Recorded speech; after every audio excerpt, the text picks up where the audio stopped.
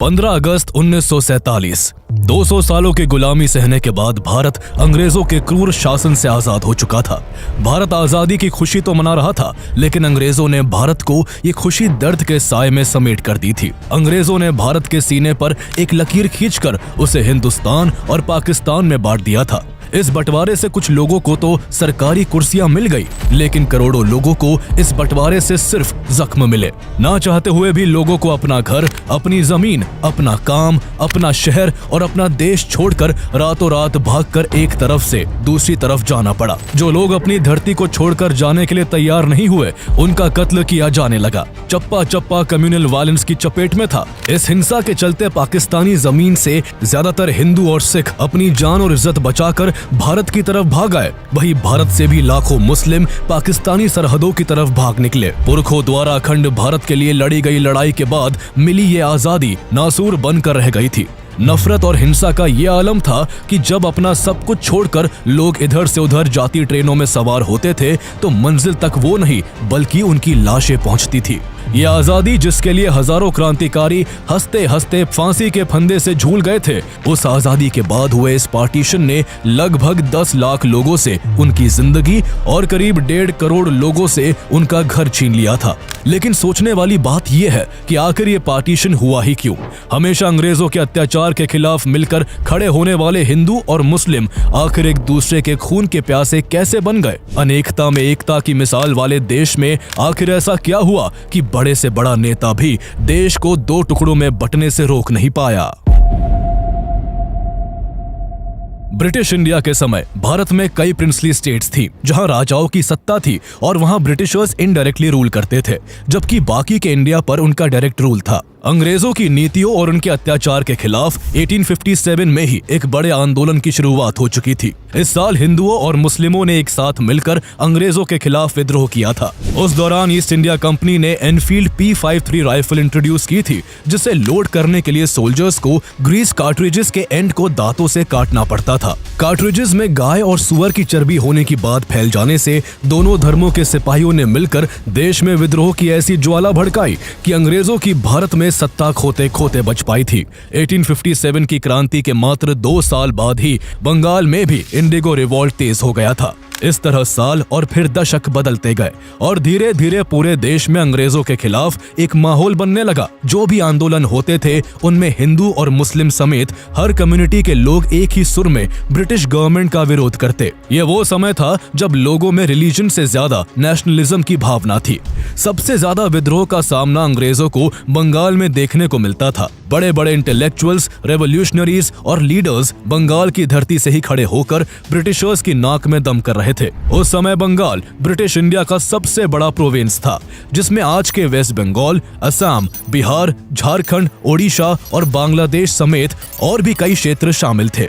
पूरे बंगाल में Hindu population majority में थी, लेकिन बंगाल के ईस्टर्न साइड में मुस्लिम पॉपुलेशन ज्यादा थी। अब तक अंग्रेजों को इतना तो समझ आ चुका था कि अगर हिंदुओं और मुस्लिमों की यूनिटी को नहीं तोड़ा गया तो उनके लिए इंडिया को कंट्रोल में रख पाना मुश्किल हो जाएगा। इसलिए साल 1903 में अंग्रेजों ने डिवाइड एंड रूल की पॉलिसी अपनाते हुए बंगाल में हिंदूज और मुस्लिम्स के बीच दरार पैदा करने के लिए बंगाल को डिवाइड करने का प्लान बनाया। उनका मकसद लोगों को धर्म के आधार पर बांटने का था, ताकि वो आपस में ही उलझ कर रह जाए और ब्रिटिश गवर्नमेंट के लिए यूनाइट होकर परेशानी ना खड़ी कर पाए। इसके लिए अंग्रेजों ने बंगाल में यह बात फैलानी शुरू कर दी कि बंगाल काफी बड़ा है और इतने बड़े क्षेत्र को एक साथ सही से चला पाना काफी मुश्किल है।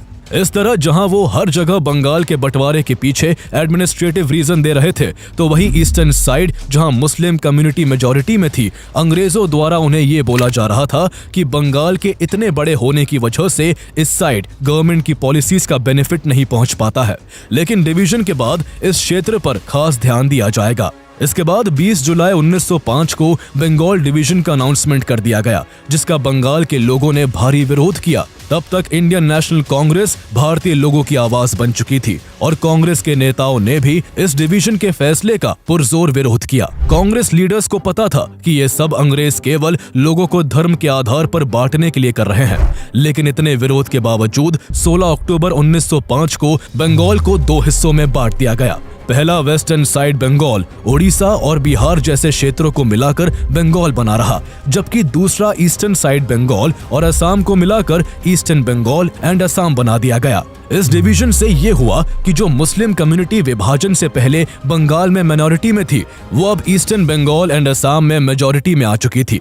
यहाँ कुल आबादी अब 3 करोड़ 10 लाख के आसपास थी, जिसमें 1 करोड़ 80 लाख मुस्लिम कम्युनिटी के लोग थे। वही वेस्टर्न बंगाल की कुल आबादी 5 करोड़ 40 लाख के करीब थी, जिसमें 4 करोड़ 20 लाख हिंदू कम्युनिटी के लोग थे। इस बात से साफ था कि अंग्रेजों ने नेशनलिस्ट मूवमेंट को कमजोर करने के लिए लार्जली मुस्लिम पॉपुलेटेड ईस्टर्न एरियाज को largely Hindu populated western area से अलग कर दिया था, ताकि उनके बीच का तालमेल बिगड़ जाए। इस बंटवारे का पुरजोर विरोध हुआ। कांग्रेस के नेता सड़कों पर आ गए। विभाजन के दिन को पूरे बंगाल में राष्ट्रीय शोक दिवस के रूप में मनाया गया।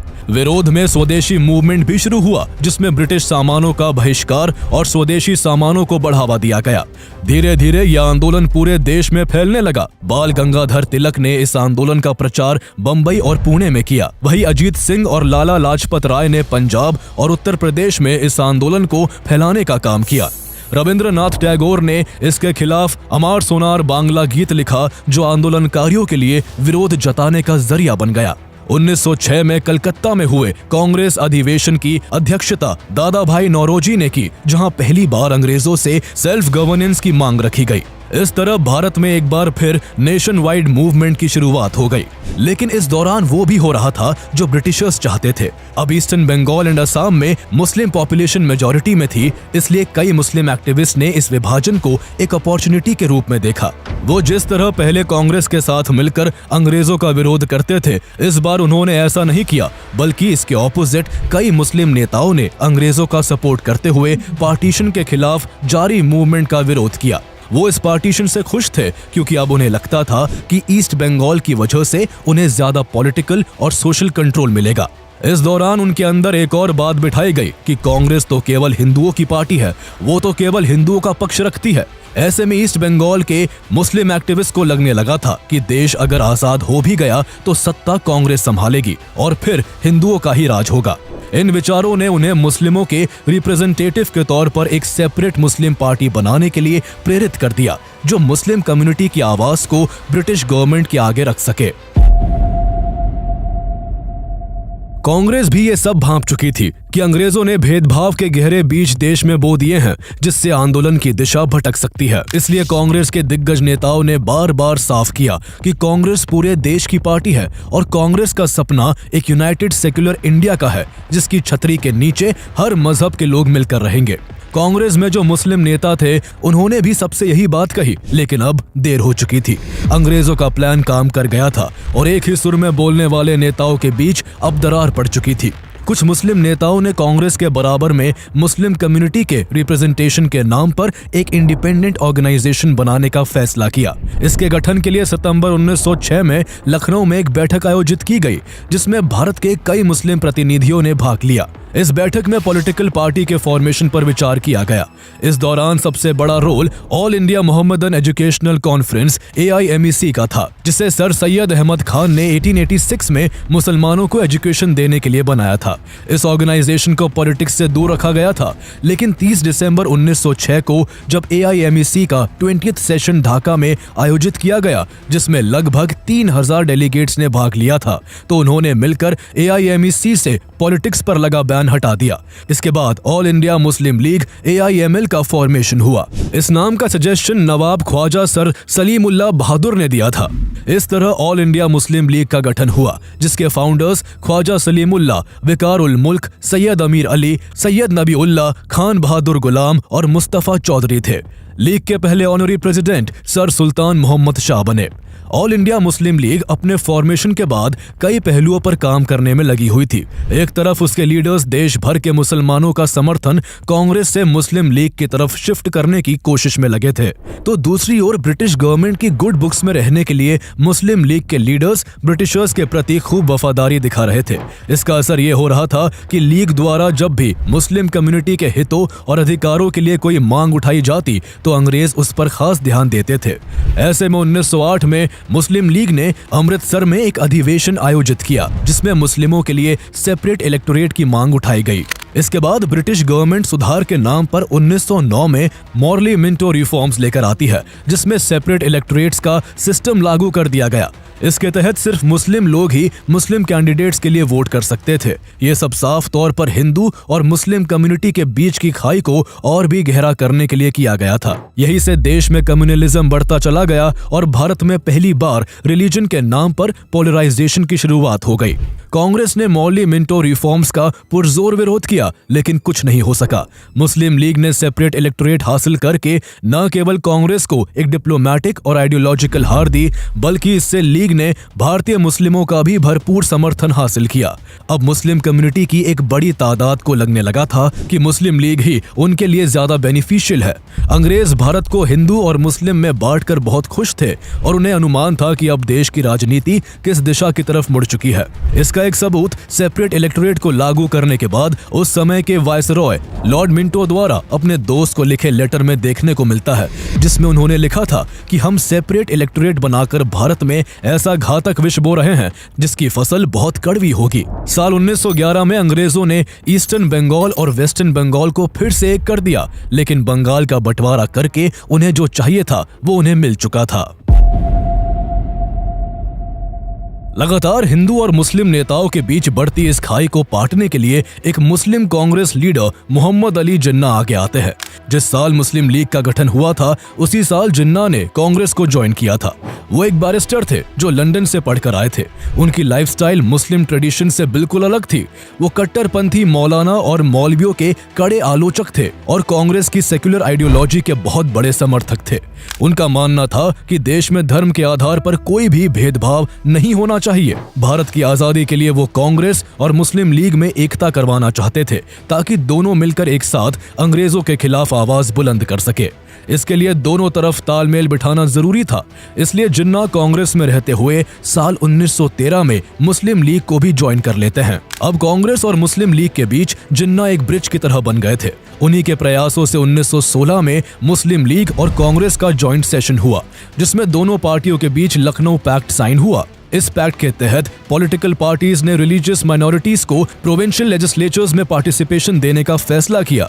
मुस्लिम लीग के लीडर्स ने भी इंडियन सोवरेनिटी के लिए कांग्रेस लेड मूवमेंट के साथ एकजुट होने पर सहमति जताई। चूंकि जिन्ना का इस दौरान अहम रोल था और वो हिंदू मुस्लिम एकता की बातें करते थे, इस वजह से सरोजनी नायडू ने जिन्ना को ambassador of Hindu and Muslim unity का टैग तक दे दिया था। लेकिन उस वक्त ना तो उन्हें और ना किसी और को ये पता था कि आगे चलकर सब कुछ बदलने वाला है। लखनऊ पैक्ट से कांग्रेस के कई बड़े नेता खुश नहीं थे। उन्हें यह लगा कि कांग्रेस ने कहीं ना कहीं इस पैक्ट के चलते अपने सेक्युलर प्रिंसिपल से कॉम्प्रोमाइज किया है। यह वो समय था जब कांग्रेस मुस्लिम लीग से कहीं ना कहीं बैकफुट पर जा रही थी। इसी दौरान गांधी जी साउथ अफ्रीका से लौटकर कांग्रेस ज्वाइन कर लेते हैं। उन्होंने जब नॉन वायलेंस के मेथड से 1917 में बिहार में चंपारण सत्याग्रह किया तो लाखों लोगों के लिए वो आजादी की उम्मीद बन गए। उस दौरान 1919 में देश में खिलाफत मूवमेंट भी शुरू हो चुका था। इसे इंडियन मुस्लिम्स ने एलाइड पावर्स की उन नीतियों के विरोध में शुरू किया था जो वर्ल्ड वॉर 1 में ओटोमन एम्पायर की हार के बाद उस पर लागू की गई थी। गांधी जी ने इस मूवमेंट को हिंदू मुस्लिम यूनिटी के एक बड़े अवसर के रूप में देखा। उन्होंने कहा कि अगर कांग्रेस हिंदू मुस्लिम एकता की बात करती है तो खिलाफत मूवमेंट से उसे जुड़ना चाहिए। इसके बाद कांग्रेस भी इस मूवमेंट से जुड़ गई और कांग्रेस ने जगह जगह जाकर लोगों को इस मूवमेंट से जोड़ा। इस तरह एक बार फिर हिंदू और मुस्लिम नेताओं के बीच एकता देखने को मिली और दोनों पार्टियों ने अंग्रेजों के खिलाफ मिलकर आवाज उठाई। लेकिन जिन्ना ना तो खिलाफत मूवमेंट के सपोर्टर थे और ना ही वो गांधी जी के मेथड से खुश थे। 1920 में जब गांधी जी ने नॉन कोऑपरेशन मूवमेंट शुरू किया तो जिन्ना ने इसका खुलेआम विरोध किया। यहाँ तक कि इसके चलते इस साल जिन्ना ने कांग्रेस को भी छोड़ दिया। जिन्ना को लगता था कि गांधी जी का अप्रोच कम्युनल यूनिटी को कमजोर कर रहा है और ये तरीका मुस्लिम्स के इंटरेस्ट को प्रॉपर्ली रिप्रेजेंट नहीं करता। इसके बाद जिन्ना ने मुस्लिम लीग के प्रेसिडेंट के तौर पर काम करना जारी रखा, लेकिन वो तब भी हिंदू मुस्लिम यूनिटी को लेकर ही आगे बढ़ रहे थे। हालांकि 1922 में खिलाफत आंदोलन के खत्म होने के बाद पॉलिटिकल सिनेरियो फिर से बदल गया। कांग्रेस और मुस्लिम लीग के बीच फिर से खटास आ चुकी थी। इस बीच जहां मुस्लिमों के लिए मुस्लिम लीग एक ताकत बनकर उभर रही थी और कांग्रेस सेक्युलरिज्म की राह पकड़े हुए थी, ऐसे में देश में हिंदू महासभा और आरएसएस जैसे हिंदू नेशनलिस्ट ग्रुप्स भी मजबूती से हिंदुओं के अधिकारों की मांग उठा रहे थे। इस तरह देश में एक बार फिर से कम्युनलिज्म तेजी से बढ़ने लगा था। अब बात देश से ज्यादा अपने अपने धर्म के लोगों की सुरक्षा और अधिकारों की होने लगी थी। ये कम्युनलिज्म देश में तेजी से फैल रहा था। हिंदू मुस्लिम कम्युनिटीज के बीच म्यूचुअल ट्रस्ट अपने लोएस्ट पॉइंट पर पहुंच चुका था, जिसका बड़ा असर ये हुआ कि देश के कई शहरों में दंगे भड़क उठे। माहौल ऐसा बन चुका था कि सिर्फ आम लोगों का ही स्टैंड रिलीजन के बेसिस पर शिफ्ट नहीं हुआ था, बल्कि अब कांग्रेस के बड़े बड़े नेता भी कम्युनलिज्म की राह पकड़ चुके थे। 1921 में जहां कांग्रेस पार्टी में 11% मुस्लिम डेलीगेट्स थे, वो 1923 तक घटकर 4% से भी कम रह गए। इस तरह कांग्रेस के बहुत से मुस्लिम नेताओं ने मुस्लिम लीग ज्वाइन कर ली, जो कांग्रेस के हर फैसले में टांग अड़ाने लगे। साल 1928 में जब ब्रिटिशर्स ने साइमन कमीशन को बिना इंडियन लीडर्स से डिस्कस किए थोप दिया था, तब इसके जवाब में कांग्रेस के दिग्गज नेता मोतीलाल नेहरू ने नेहरू रिपोर्ट जारी की, जिसमें dominion status, federation of British India and Indian states और जॉइंट इलेक्टोरेट्स जैसे कई इंपॉर्टेंट पॉइंट्स थे। लेकिन इस रिपोर्ट से मुस्लिम लीग आग बबूला हो गई और इस प्रपोजल का जमकर विरोध किया। उन्हें सबसे ज्यादा परेशानी जॉइंट इलेक्टोरेट सिस्टम के सुझाव से थी। उन्हें डर था कि इस तरह मुस्लिम मेजॉरिटी प्रोविंसेस में उनकी पॉलिटिकल पावर कमजोर हो सकती है। इस बार मोहम्मद अली जिन्ना भी कांग्रेस के इस फैसले के विरोध में खुलकर खड़े थे। इसको लेकर मार्च 1929 में मुस्लिम लीग का दिल्ली में सेशन हुआ, जिसमें मोहम्मद अली जिन्ना ने मुस्लिम व्यू पॉइंट्स को लेकर 14 पॉइंट्स तैयार किए।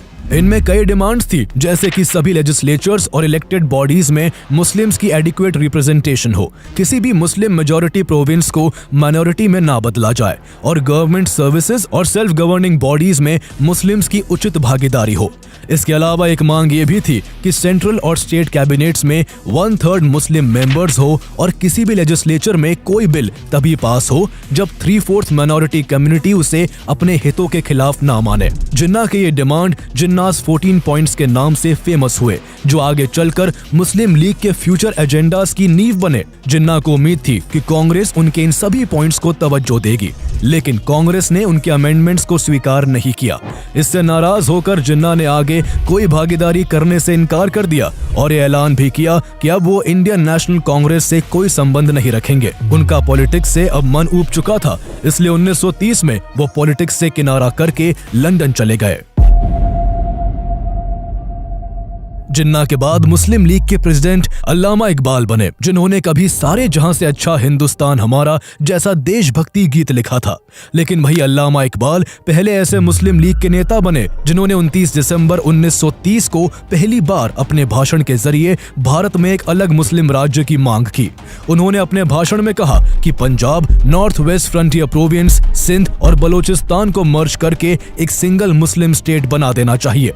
उनके इस बयान के बाद देश में 2 नेशन थ्योरी जोर पकड़ने लगी। इस मांग में एक चैप्टर चौधरी रहमत अली ने भी जोड़ दिया। उन्होंने 1933 में नाउ और नेवर नाम से एक पैम्फलेट लिखा, जिसमें उन्होंने इकबाल की जो Punjab, North West Frontier Province, Sindh और बलोचिस्तान को मर्ज कर सिंगल मुस्लिम स्टेट बनाने की मांग थी, उसमें उन्होंने कश्मीर का नाम भी जोड़ दिया और इन्होंने इन स्टेट्स को मिलाकर मुस्लिमों के लिए एक अलग देश पाकिस्तान बनाने की बात की। रहमत अली ने पाकिस्तान नेशनल मूवमेंट शुरू किया और फिर पाकिस्तान नाम से एक न्यूज़पेपर भी पब्लिश किया, ताकि इसके जरिए पाकिस्तान की मांग को हवा दी जा सके। इस तरह अब देश को 2 हिस्सों में बांटने की बातें देश की हवाओं में घुल गई। मुस्लिम लीग के लीडर्स ने यह प्रोपेगेंडा शुरू कर दिया कि हिंदुओं और मुस्लिमों का कल्चर बिल्कुल अलग अलग है और दोनों धर्म के लोग कभी एक देश के नहीं हो सकते, चाहे वो सदियों से साथ क्यों न रहते आए हो।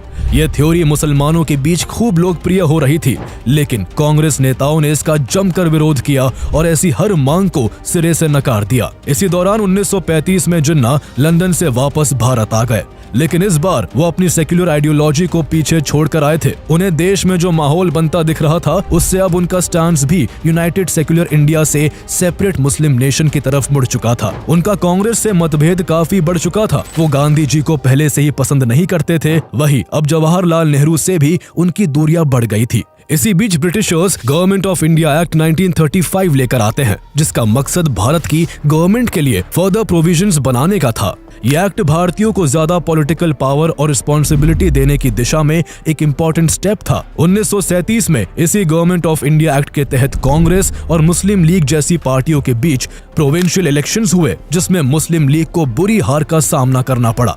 उनकी किसी भी प्रोविंस में गवर्नमेंट नहीं बन पाई, यहाँ तक कि पंजाब और बंगाल जैसी मुस्लिम मेजॉरिटी प्रोविंसेस में भी उन्हें हार का सामना करना पड़ा। वही कांग्रेस ने इस इलेक्शन में अच्छा परफॉर्मेंस किया और कई प्रोविंसेस में गवर्नमेंट बनाई। इस चुनाव परिणाम से हताश होकर 28 मई 1937 को अल्लामा इकबाल ने जिन्ना को एक लेटर लिखा। इस लेटर में उन्होंने कहा कि बिना स्वतंत्र मुस्लिम राज्य के इस देश में इस्लामी शरीयत का पालन और उनका विकास संभव नहीं है। अगर ऐसा नहीं हुआ तो इस देश में सिविल वॉर की स्थिति बन सकती है, जो पिछले कुछ सालों से हिंदू मुस्लिम दंगों के रूप में देखने को मिल ही रही है। आगे उन्होंने लिखा कि एक अलग देश की मांग को जोर से उठाने का यही सही समय है। इकबाल ने 21 जून 1937 को फिर से एक लेटर जिन्ना को लिखा।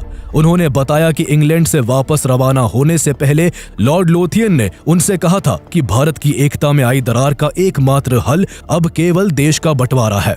1937 चुनाव में मुस्लिम लीग की बुरी हार से जिन्ना भी काफी परेशान थे। उनमें अचानक काफी चेंजेस आने लगे थे। कभी हिंदू मुस्लिम एकता की बात करने वाले जिन्ना अब पूरी तरह से इस्लामिक आइडियोलॉजी के रंग में रंग चुके थे। इसके बाद मोहम्मद अली जिन्ना के नेतृत्व में मुस्लिम लीग ने पाकिस्तान के निर्माण के लिए टू नेशन थ्योरी को अग्रेसिवली प्रमोट करना शुरू किया। एक बड़ा कैंपेन चलाया गया जिसमें पाकिस्तान के आइडिया को मुस्लिम्स के बीच वाइडली प्रमोट किया गया, खासकर उन एरियाज में जहां मुस्लिम्स की पॉपुलेशन ज्यादा थी।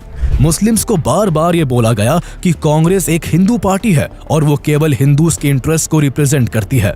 1940 में लाहौर अधिवेशन में जिन्ना ने एक अलग राष्ट्र के रूप में पाकिस्तान के निर्माण को लेकर एक भाषण दिया, जिसमें उन्होंने कहा कि भारत में हिंदू आबादी ज्यादा है और डेमोक्रेसी में सरकारें वोट से ही बनती हैं। ऐसे में यहाँ सत्ता हमेशा हिंदुओं के पास ही रहेगी और भारत में मुस्लिमों के साथ हमेशा डिस्क्रिमिनेशन होगा। इसलिए सब मुस्लिम एक हो जाओ और एक अलग देश की फॉर्मेशन के लिए जी जान लगा दो। इसी बीच सेकेंड वर्ल्ड वॉर भी तेजी पकड़ चुका था। युद्ध में अंग्रेजों को सैनिकों की जरूरत थी और वो इस वॉर में इंडियंस का सपोर्ट चाहते थे। 22 मार्च 1942 को सर स्टैफोर्ड क्रिप्स ने कांग्रेस के साथ नेगोशिएशन शुरू किए ताकि ब्रिटेन को वर्ल्ड वॉर 2 में इंडियन सपोर्ट मिल सके, पर कांग्रेस में गरम दल के नेता और कई बुद्धिजीवी इसके लिए राजी नहीं हुए। लेकिन गांधी जी ने इसे एक अपॉर्चुनिटी की तरह देखा। उन्होंने वॉर में ब्रिटिशर्स की मदद के लिए इंडियन सोल्जर्स की भर्ती का समर्थन किया, लेकिन इस सपोर्ट के बदले उन्होंने भारत की आजादी की मांग कर दी। अंग्रेजों ने काफी कोशिश की कि पूर्ण स्वराज की मांग टल जाए, लेकिन कांग्रेस की फुल इंडिपेंडेंस की मांग जस से तस बनी रही।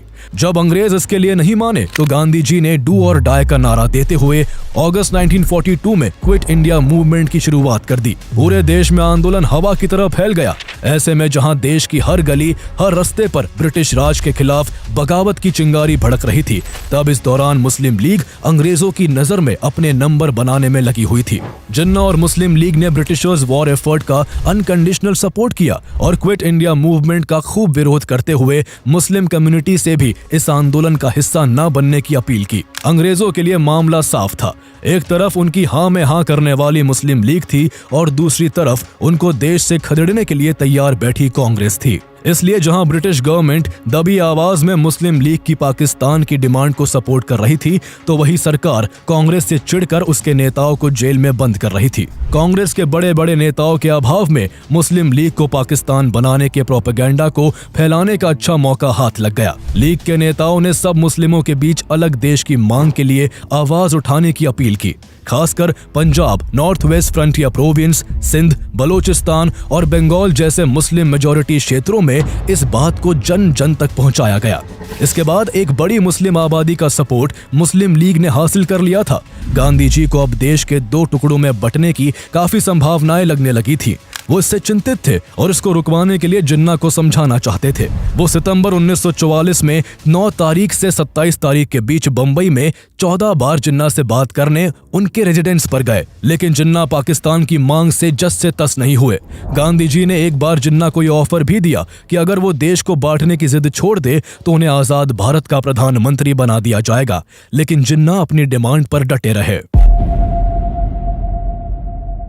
इसके बाद साल 1945 आता है, जहां देश की उथल पुथल बढ़ती जा रही थी, तो वही इस साल वर्ल्ड वॉर 2 के खत्म होने से दुनिया ने कुछ राहत की सांस ली थी। इस बीच ब्रिटेन में भी सत्ता बदल चुकी थी और क्लेमेंट रिचर्ड एटली प्रधानमंत्री बने थे।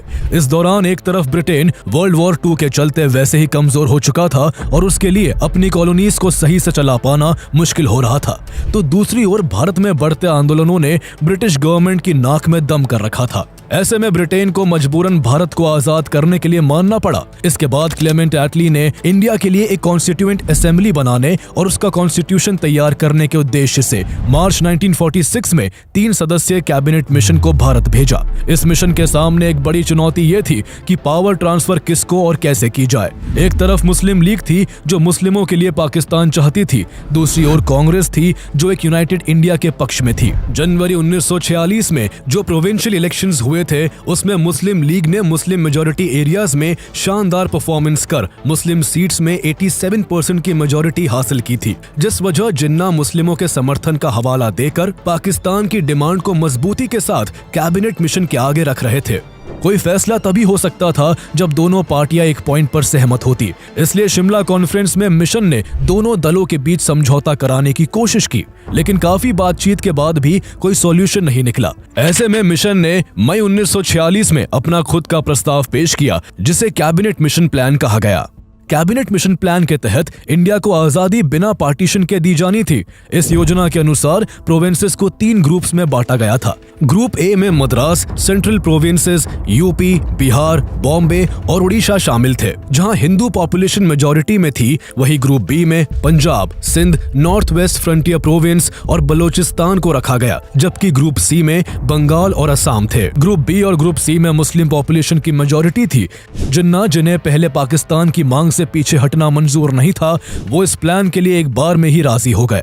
इस योजना में उन्हें पाकिस्तान से भी ज्यादा फायदा नजर आ रहा था, लेकिन कांग्रेस ने इस प्लान को रिजेक्ट कर दिया, क्योंकि कांग्रेस को हिंदू मुस्लिम मेजॉरिटी के आधार पर प्रोविंसेस की ग्रुपिंग मंजूर नहीं थी। कांग्रेस इस योजना में बदलाव चाहती थी, जबकि जिन्ना इस प्लान में जरा सा भी चेंज नहीं चाहते थे। जहां दोनों पार्टियों के एक पॉइंट पर एग्री ना होने से ये प्लान भी फेल हो गया, तो वही इसके बाद भी ऐसी बहुत सी चीजें हुई जिसने दोनों पार्टियों के बीच तनाव बढ़ा दिया। जिन्ना हर हाल में एक अलग मुल्क चाहते थे, और जब उन्हें लगा कि आसानी से बात नहीं बनेगी, तो उन्होंने पाकिस्तान की डिमांड को लेकर पूरे देश के मुस्लिम्स को जोरदार तरीके से आगे आने को कहा। जिन्ना ने 16 अगस्त 1946 को डायरेक्ट एक्शन डे का ऐलान कर दिया, जिसका मकसद पाकिस्तान के फॉर्मेशन को लेकर ब्रिटिश गवर्नमेंट और कांग्रेस पर प्रेशर डालना था। उन्होंने अपने भाषण में कांग्रेस को धमकाते हुए कहा कि हम युद्ध नहीं चाहते, पर अगर आप युद्ध चाहते हैं तो हमें ये मंजूर है। या तो हमारे पास डिवाइडेड इंडिया होगा या फिर एक डिस्ट्रॉयड इंडिया होगा। ये भाषण देश में कैसी स्थिति बना देगा, ये शायद किसी ने सोचा भी नहीं होगा। मुस्लिम लीग के लोग तुरंत एक्टिव हो गए और उन्होंने सभी मुस्लिम्स को सड़कों पर उतरने को कहा। जो कुछ ज्यादा कट्टरपंथी थे, उन्होंने देश में दंगे करवाने शुरू कर दिए।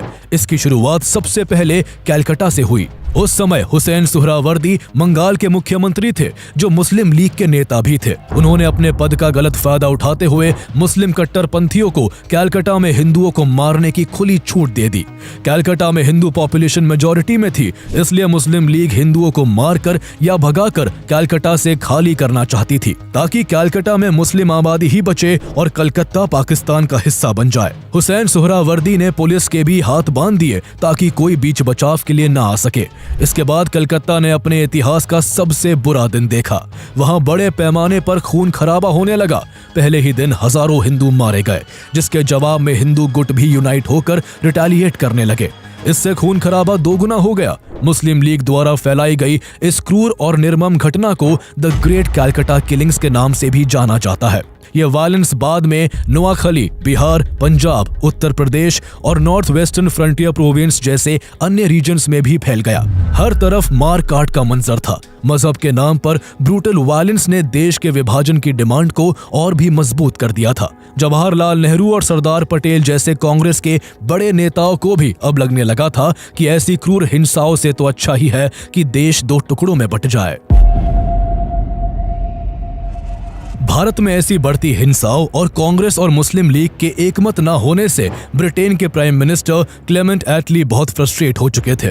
वो जल्द से जल्द इंडिया को फ्री करना चाहते थे। उन्होंने साफ कहा कि 30 जून 1948 तक सभी ब्रिटिशर्स भारत को छोड़ देंगे। उसके बाद देश में जो भी होगा उनकी जिम्मेदारी नहीं होगी। 30 जून 1948 तक हर हाल में भारत की सत्ता भारतीयों को सौंपने के निर्देश के साथ भारत के नए वायसरॉय के रूप में लॉर्ड माउंटबेटन को भारत भेजा गया। ऐसे नाजुक हालातों में माउंटबेटन 22 मार्च 1947 को भारत आए। में 1947 में उन्होंने डिकी बर्ड प्लान नाम से एक योजना दोनों पार्टियों के सामने रखी, लेकिन दोनों पार्टियों के बीच तब भी सहमति नहीं बनी। इसके बाद लॉर्ड माउंटबेटन ने एक नया प्लान पेश किया जिसे जून 3 प्लान या माउंटबेटन प्लान के नाम से जाना गया। ये प्लान भारत की आजादी के लिए लास्ट प्लान था। इस प्लान के हिसाब से देश को डिवाइड करके 2 इंडिपेंडेंट नेशंस इंडिया और पाकिस्तान में बांटना था। दोनों नेशंस को ऑटोनॉमी और सोवर्निटी दी जाती, यानी वो अपने इंटरनल और एक्सटर्नल मैटर्स पर पूरा कंट्रोल रख सकते थे।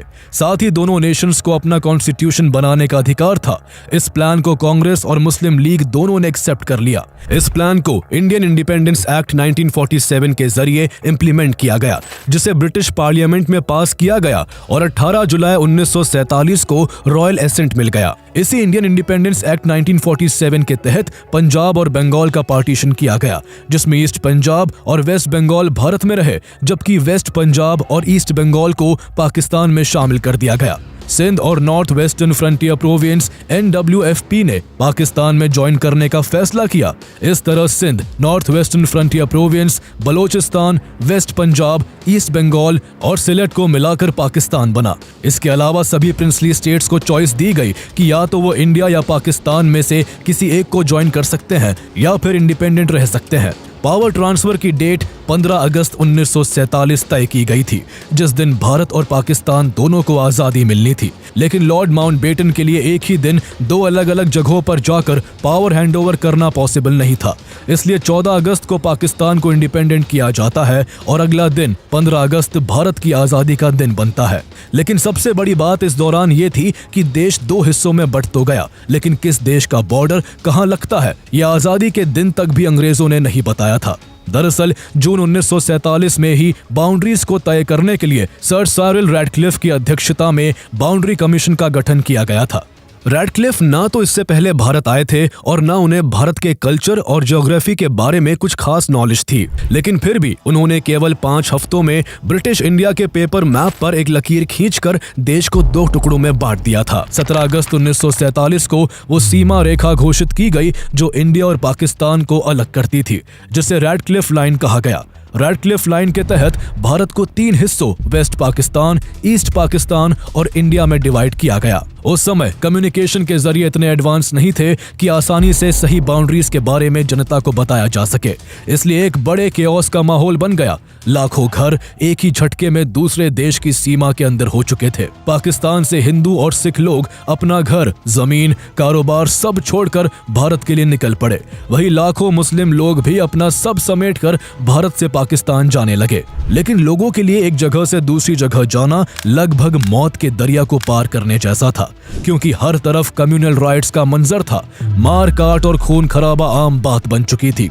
1000 क्या 10,000 क्या लाखों लोग इस पार्टीशन के चलते अपनी जान गंवा बैठे थे। वही बेघर होने वालों की कोई सही गिनती तक नहीं थी। देश को जब आजादी का जश्न मनाना चाहिए था, तब देश लाखों लोगों के खून और करोड़ों लोगों की पीड़ा से करहा रहा था। ये विभाजन का जख्म ऐसा जख्म था जो 7 से ज्यादा दशकों बाद भी आज तक नहीं भर सका। लेकिन आजादी के समय भारत के नेता भी सबसे चुनौती भरे समय से गुजर रहे थे।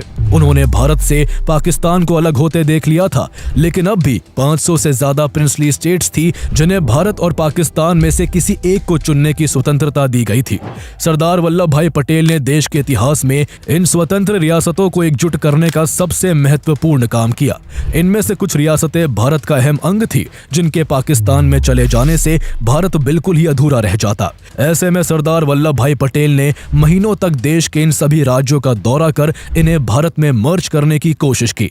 मोस्टली स्टेट्स तो उनकी डिप्लोमेसी और ट्रस्ट की वजह से भारत का हिस्सा बन गए, लेकिन हैदराबाद, जूनागढ़ और जम्मू एंड कश्मीर जैसे राज्यों में पेंच काफी फंसा हुआ था। पाकिस्तान इन राज्यों पर गिद्ध की तरह नजरें गड़ाए बैठा था। जम्मू एंड कश्मीर की बागडोर उन दिनों महाराजा हरि सिंह के हाथों में थी। वो पहले इंडिपेंडेंट रहना चाहते थे, लेकिन जब जम्मू एंड कश्मीर को जबरदस्ती हड़पने के लिए पाकिस्तानी आर्मी ने वहां अटैक कर दिया तो जम्मू एंड कश्मीर कुछ शर्तों के साथ भारत में शामिल हो गया। उस दौरान जूनागढ़ पाकिस्तान में मिलने को तैयार था, जहां अधिकतर जनसंख्या हिंदुओं की थी जो भारत में ही रहना चाहते थे। ऐसे में सरदार वल्लभ भाई पटेल ने यहां मिलिट्री और पॉलिटिकल प्रेशर बनाकर जूनागढ़ को भी भारत में शामिल कर लिया। हैदराबाद के निजाम ने भी जब अकड़ दिखाई तो यहाँ भी वल्लभ भाई पटेल ने अपनी सूझबूझ का परिचय देते हुए मिलिट्री सपोर्ट से हैदराबाद को भारत में मिला लिया। तब मणिपुर, भोपाल और सिक्किम ने भी इंडिपेंडेंट रहना चुना था, लेकिन बाद में मणिपुर और भोपाल जहाँ 1949 में भारत के साथ जुड़ गए तो वही सिक्किम का भारत में ऑफिशियली 1975